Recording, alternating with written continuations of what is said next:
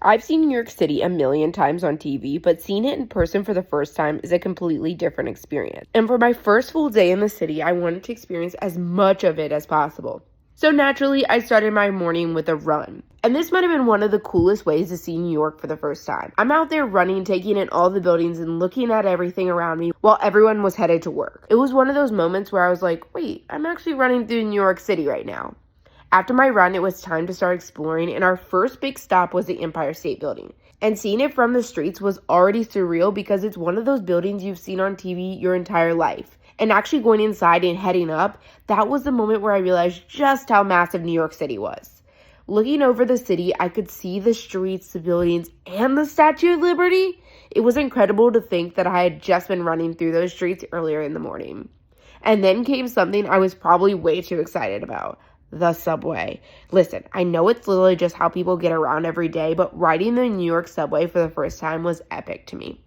Figuring out which train we needed, heading underground, getting out, and then popping up to a completely different part of the city. Oh my gosh, I loved it. And it's like a mini city underground, which blows my mind. After that, we spent some time shopping.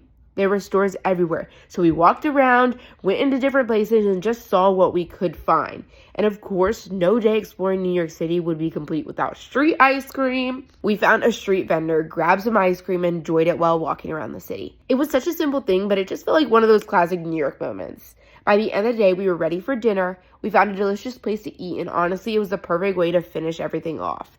After running through the city, visiting the Empire State Building, riding the subway, shopping, and walking around all day, sitting down for a really good meal felt amazing. I think that's when everything from my first day started to click. New York City moves fast. I literally started my morning run alongside people heading to work, and that pace continued all day. But I also realized how much I loved being able to experience everything along the way. Instead of getting in the car every time we wanted to go somewhere, we walked.